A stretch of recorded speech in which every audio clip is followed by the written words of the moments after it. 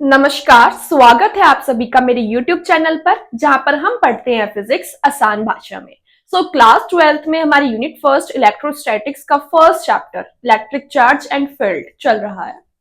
इसमें हमारा 11 टॉपिक है force between multiple charges. Multiple का मतलब होता है बहुत सारे चार्जेस के बीच में लगने वाला force.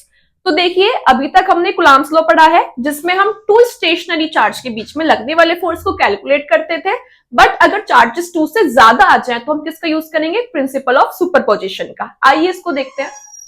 Force between two point charges can be calculated by Coulomb's law.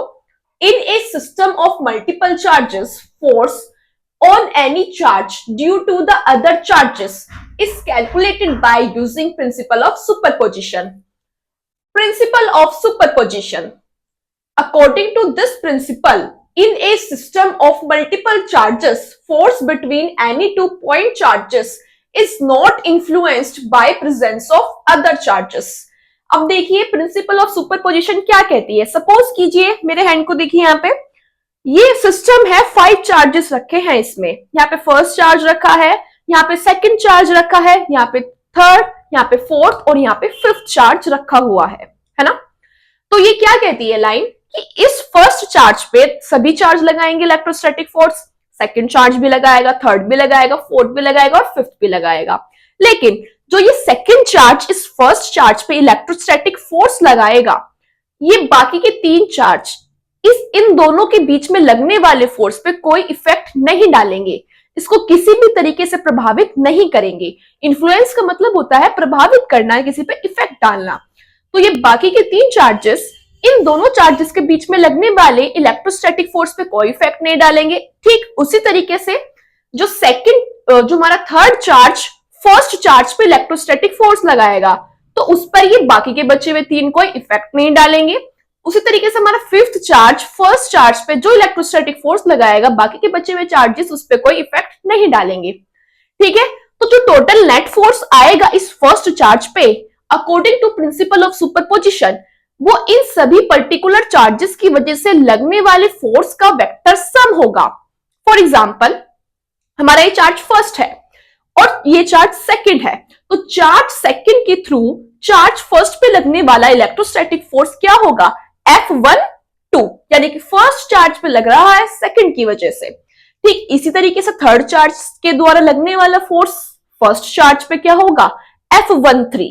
उसी तरीके से फोर्थ चार्ज जो फोर्स लगाएगा फर्स्ट चार्ज पे वो होगा आपका F14 और जो फिफ्थ चार्ज लगाएगा वो होगा क्या? F15। तो जो टोटल फोर्स होगा फर्स्ट चार्ज पे इन सभी चार्जेस की वजह से, according to principle of superposition, वो इन चारों द्वारा जो इस पे फोर्स लगेगा उसके सम के बराबर होगा। तो अगर हम नेट फोर्स निकालें फर्स्ट चार्ज पे किन्हीं 5 चार्जेस के सिस्टम के लिए, तो क्या होगा? वेक्टर F12 भाई सेकंड चार्ज के द्वारा फर्स्ट चार्ज पे लगने वाला force plus vector F13 plus vector F14 plus F15। ठीक है, तो यही क्या है? प्रिंसिपल ऑफ सुपरपोजिशन है। आइए इसे देखते हैं।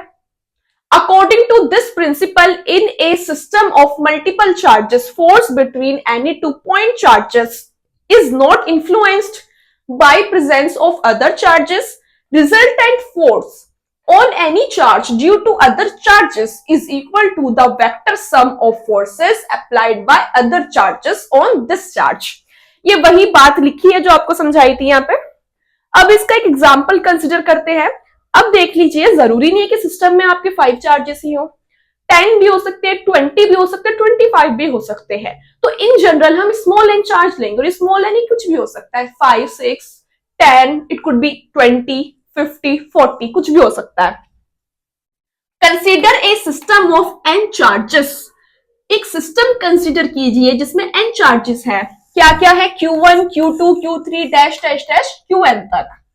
If force on Q1 due to Q2, Q3 dash dash dash Qn, अगर हम क्या निकाले? फोर्स निकाले किस पे? चार्ज Q1 पे इन सभी बाकी के बचे हुए चार्जेस के द्वारा जो फोर्स लग रहा है चार्ज Q1 पे, तो वो क्या होगा? F12 भाई चार्ज Q1 पर चार्ज Q2 द्वारा लगने वाला फोर्स, चार्ज Q1 पर चार्ज Q3 से लगने वाला फोर्स और dash dash dash charge Q1 पर Qn से लगने वाला force respectively means line wise यही होगा. Resultant force on Q1. सो जो रिजल्टेंट फोर्स होगा Q1 पे किसकी हेल्प से, बाय प्रिंसिपल ऑफ सुपरपोजिशन की हेल्प से क्या होगा, vector F1 equals to F12 plus F13 plus dash dash dash F1n. यानी कि ये बाकी के चार्जेस जितना भी फोर्स लगा रहे हैं इस पे सेपरेटली उन सभी का सम होगा. अब देखिए किन्हीं टू स्टेशनरी चार्जेस के बीच में जब हम फोर्स कैलकुलेट करेंगे तो हम वहां पे कूलम्ब्स लॉ यूज करेंगे. फिर वापस से इसी एग्जांपल पे आ जाइए. अब इस चार्ज फर्स्ट पे जो चार्ज सेकंड आपका फोर्स लगा रहा है उसको हम किसकी हेल्प से कैलकुलेट करेंगे, F12 को कूलम्ब्स लॉ का यूज करके. ऐसे ही F13 को भी कूलम्ब्स लॉ का यूज करके कैलकुलेट करेंगे और F14 को कूलम्ब्स लॉ का यूज करके कैलकुलेट करेंगे एंड ऐसे ही F15 को कूलम्ब्स लॉ का यूज करके कैलकुलेट कर लेंगे. और फिर प्रिंसिपल ऑफ सुपरपोजिशन के यूज करके हम इन सभी फोर्स को जोड़ देंगे तो वो क्या आ जाएगा, नेट फोर्स आ जाएगा फर्स्ट चार्ज पे. वही तो हमने यहां किया है. आप नोट डाल के इसको लिख सकते हैं, note F12 F13 dash dash dash F1n can be calculated by Coulomb's law. Thus force between multiple charges is calculated by Coulomb's law and principle of superposition.